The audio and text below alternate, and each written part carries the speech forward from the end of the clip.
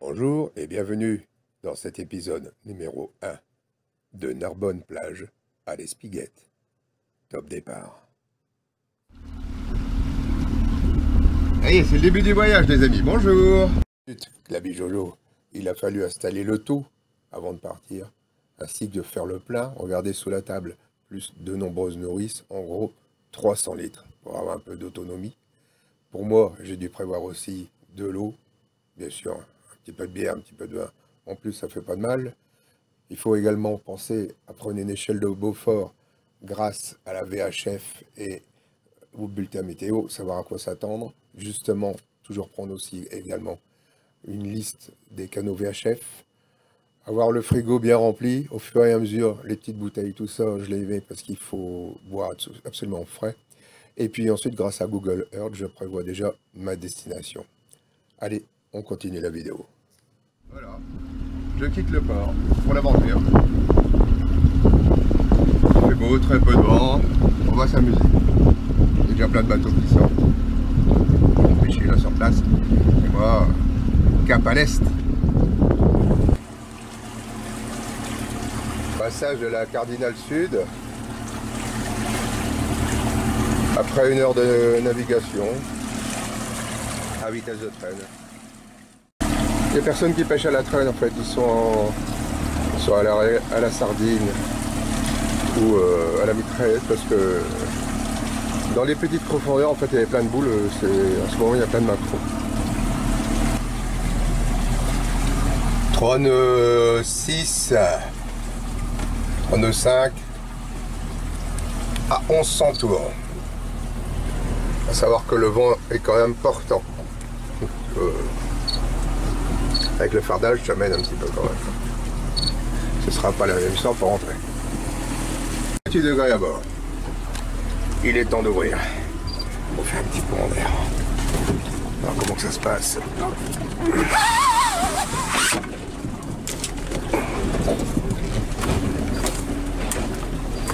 Et voilà.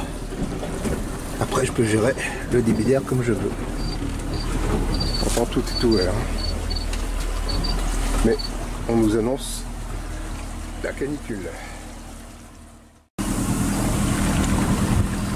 Direction 7, Cap d'Agde 7.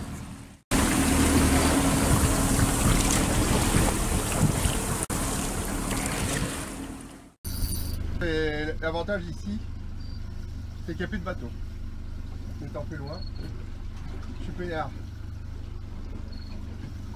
Il n'y a plus de bouées, de filets, tout ça.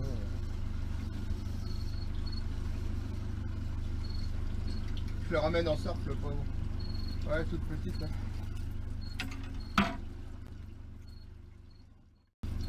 Il y a de la chance. Là, il n'y a rien à manger, non?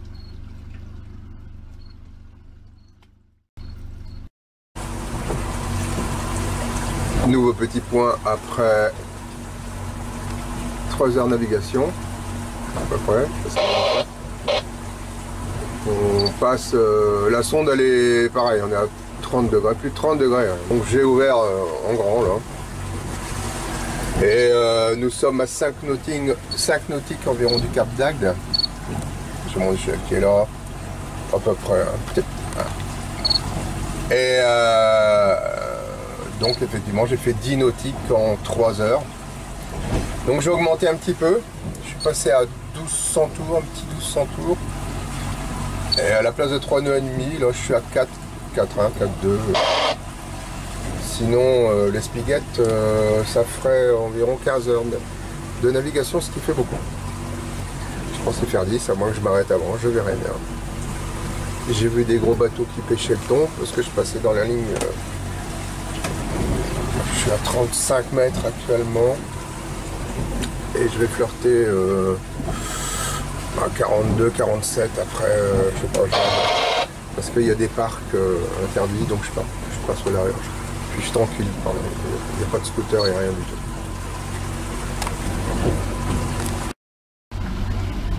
Comme je l'avais dit, là on voit bien que c'est frais, ça vient du frigo, mais j'ai pas beaucoup de place. Alors je fais ça.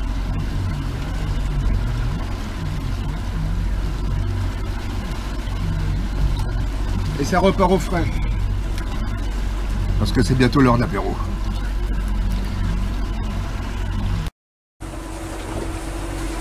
Voilà, le Cap d'Agde. Je passe assez loin, je vais vous montrer pourquoi. Hop, je sais pas si on voit.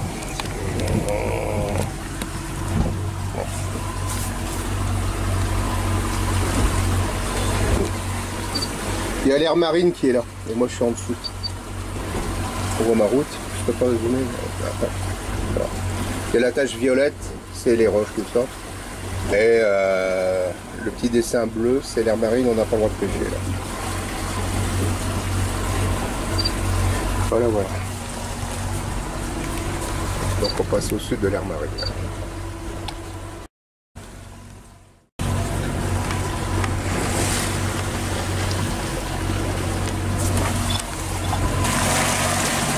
C'était là.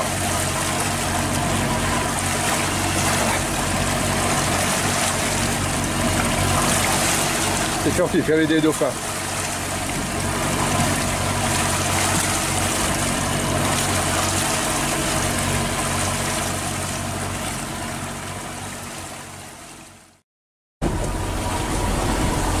J'arrive à la ville de Sète, mais pas au bout de 7 heures, au bout de 6 heures de navigation. Enfin, au bout de 7 heures, je vais la franchir à mon avis. Toujours température insupportable, 31-32.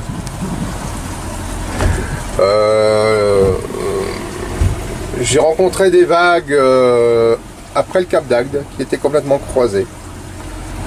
Donc j'ai accéléré un peu le mouvement pour prendre le pas sur la mer. Maintenant c'est revenu correct, bon ça bougeote un petit peu, mais rien, ça me révèle. Par contre je sais pas si ma coque se nettoie, parce que maintenant je suis à 1150 tours, et regardez ça, 4 nœuds 3, 4 nœuds 4, quelquefois 5 nœuds, voilà. Et bon, ça dépend des vagues aussi, parce qu'en fait on monte et on descend.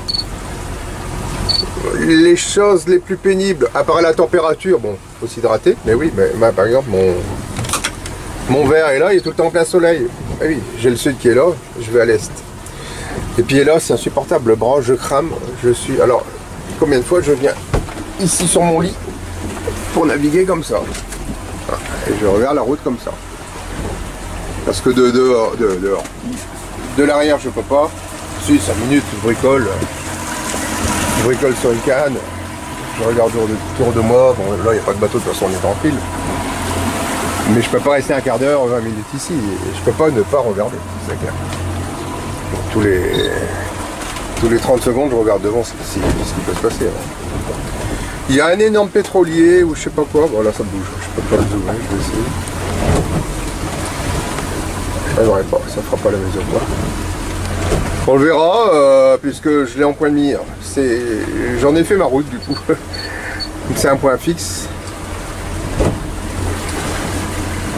Oui, comme j'ai pas de pilote automatique, je suis obligé en continu de barrer.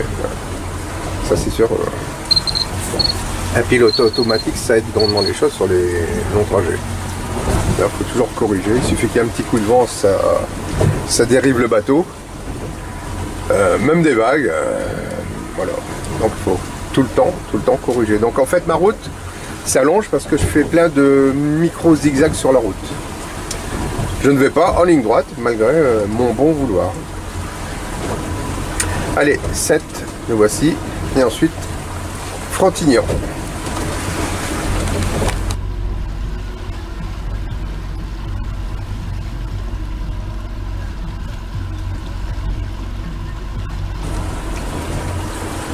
Alors le bateau que je voyais en point de mire vient de démarrer. J'ai vu le panache de fumée là. C'est lui. Val di Nervione. 10 mètres de tirant d'eau, 180 mètres de longueur par 30 mètres de large. Ok. Je vais m'attendre à quelques vagues certainement. Il vient de démarrer à 3 minutes. J'arrive petit bonhomme, j'arrive. En fait, le gros pépère est au mouillage. Il a pivoté. Ah, tu crois que tout bien pris en direct. Parce que le vent monte légèrement, ça se voit là.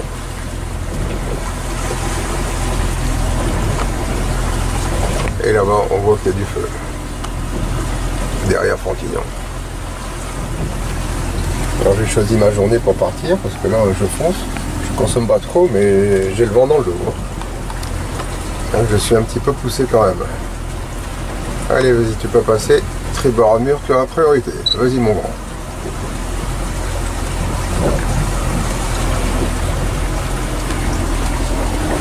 Regardez-moi ça là-bas.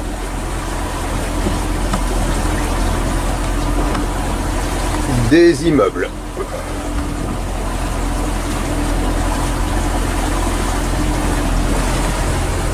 Allez, direction Frontignan, mais un petit zoom sur lui. Hein.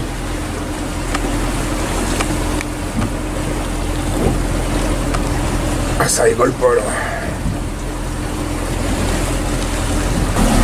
Bien évidemment d'ici, on ne voit plus rien de Narbonne plage. Je vois là-bas le Cap d'Agde au loin. Le petit pont 7.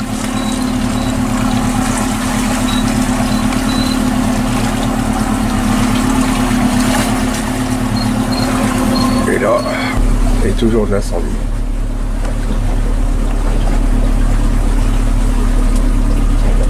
Bon bah là forcément j'ai une pensée à Pêche Frontignan qui nous fait de belles vidéos. Bah, j'arrive sur ces terres. Alors je le laisse passer. Ça souffle là, hein. Il file.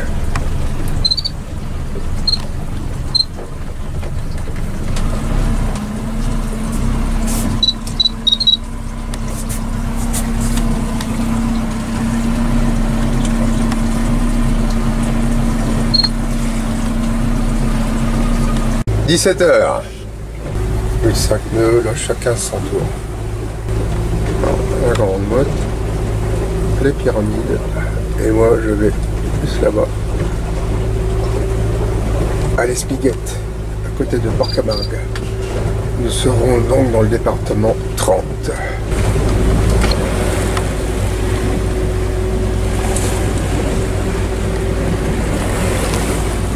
Allez, on va faire des vagues.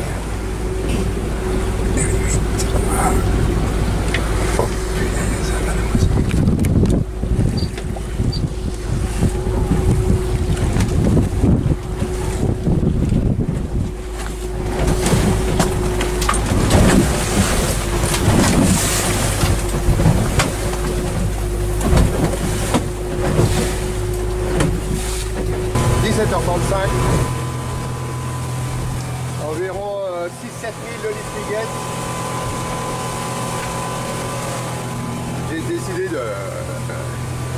J'ai décidé de terminer un peu plus rapidement là. Je dégomme un petit peu le moteur, ça lui fait du bien. Et à moi aussi ça fait du bien. On voit les pyramides. Voilà.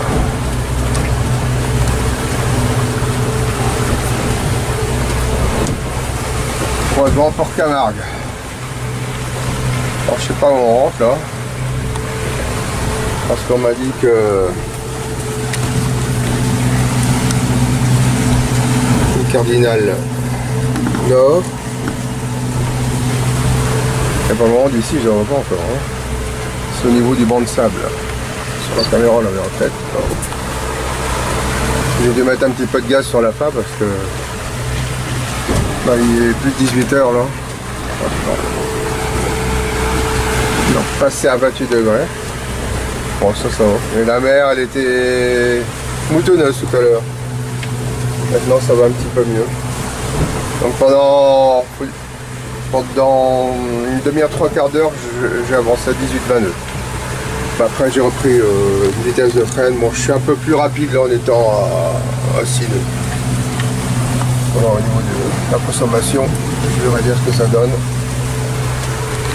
J'aurais voulu tout faire à petite vitesse, mais bon, comme la mer forcée par sécurité, je dis je vais me rapprocher un petit peu. Bon, maintenant il n'y a plus qu'à trouver l'entrée avec le banc de sable. Et moi je vais J'essaie de trouver un mouillage du côté de l'Espiguette. Donc la cardinale nord, voilà, je suis passé au nord.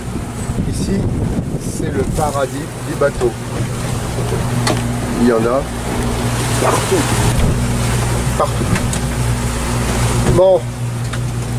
Donc là, le banc de sable qui est signalé là. Moi je viens comme ça et je vais rentrer dans le port. Hop, je vais zoomer. Voilà, je dois passer là et remonter après. Oui, j'ai quand même un peu étudié avant. Maintenant, il faut que je trouve l'entrée. Oh, punaise. Oh, c'est la guerre ici. Je devrais faire des... Ah si, j'ai trouvé là. Je vais là-bas, voilà. Je vais chercher. Une bite verte et une bite rouge. Voilà. Oh putain.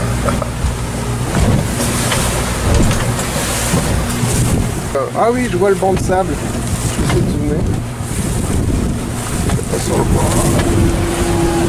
De suite, ça va mieux là. On est protégé par le banc de sable d'ailleurs. Moi, je vois des gosses là. Et ils ont balisé le... Ah, il y a peut-être du vent. Ils ont balisé avec les boulets jaunes pour les baigneurs. Mais les gens sont debout là. Hop, on en va là. Ouais. Il y a un nageur devant moi. Bon, je vais l'éviter. Je coupe.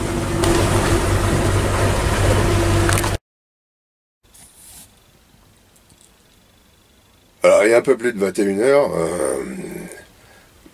Maintenant, il faut encore 28 dans le bateau et j'ai dû le fermer entièrement. Si vous dormez ici, il vous faut ça. Voilà. Parce que c'est envahi de moustiques. Ben vraiment envahi de moustiques. Regardez, j'ai encore tué alors.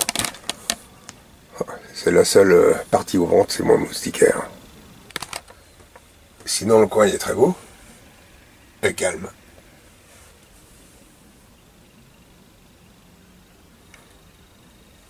Ah, je dis ça, il y a un petit bateau qui arrive. Sur ce, bonne nuit, je suis cassé, je vais dormir. J'espère bien dormir. À demain pour la deuxième journée. Ciao les amis.